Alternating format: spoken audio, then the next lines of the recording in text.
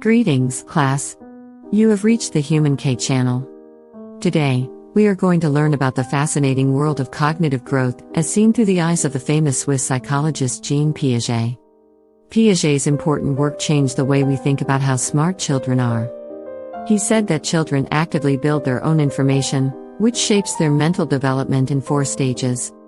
The first stage is the sensorimotor stage, which starts when a baby is born and lasts for about 18 months to 2 years. During this time, babies use their senses and bodies to discover the world and learn about it.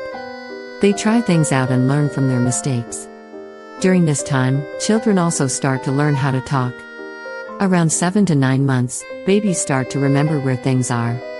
This is an early sign of memory. Next is the preoperative stage, which happens between when a kid is a toddler and when they are a young child. Here, kids improve their language, memory, and creativity. Their intelligence is self-centered and natural, with a focus on pretend play and getting along with other people. Moving on to the concrete operational stage, which happens between the ages of 7 and 11, we can see how children's minds are growing as they start to manipulate symbols and think clearly about real-world objects. They can use real-world examples to solve problems and learn ideas like conservation and how math works. The last step is formal operation, which lasts from adolescence to adulthood. At this time, teens and adults can work with symbols that represent ideas that are hard to explain.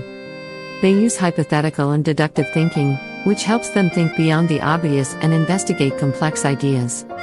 Now, we look at the interesting process of cognitive growth, especially the ideas of schema, assimilation, and accommodation. Let us dive in. Picture a parent reading a book about dogs to a child. As the child hears, their mind builds a picture of what dogs are like. Later, when the child sees a dog in the park, adaptation helps them learn more about what a dog is. But sometimes integration can cause things to get out of balance. For example, when the dog barks, the child feels out of balance because the idea of barking is not part of their worldview. This difference questions what they already know. The child's journey to make sense of the world goes on.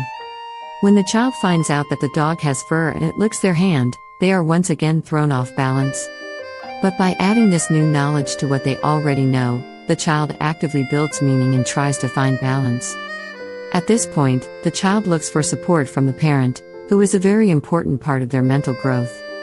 The parent confirms and supports the new information, which helps the child learn how the dog barks, looks, and acts. With integration, the child is able to get back to a state of balance. Now, let us talk about the process of adjustment that happens when the child sees a cat in the park. Some people get confused because the cat and the dog have some things in common. To fix this imbalance, a new model must be made to fit the cat's unique characteristics. As the cat meows and then climbs a tree, the child actively creates new meaning. They start to tell the difference between the cat and the dog. Again, the parent is very important in making sure the child understands that this is indeed a cat. By doing this, the child forms a new idea about cats, which helps him or her get back to a state of balance. Accommodation lets them change the way they think about things so that they can gain new knowledge and experiences. Schemas, assimilation, and accommodation all work together to make cognitive growth a dynamic process. Children actively make meaning as they learn new things, feel out of balance, look for support, and change their models. We cannot say enough about how important it is for parents and other caregivers to guide and support this process. Even though Piaget's theory has had a big impact on psychology and education, it has also been criticized in some ways. Some people say that young children might be able to do more complex cognitive tasks than initially thought. This means that simple jobs might be better for them. Still, a new study has shed light on children's practical knowledge and shown how skilled they are in different areas. Piaget stressed how important it was to adapt lessons to the level of growth of the learner. We can help them understand by giving them a variety of situations, like discovery learning. Concrete hands-on experiences, props, visual aids, known examples, outlines, and brain teasers are all great ways to help kids understand complicated ideas. It is important to teach big ideas instead of just facts and to put them in settings that make sense.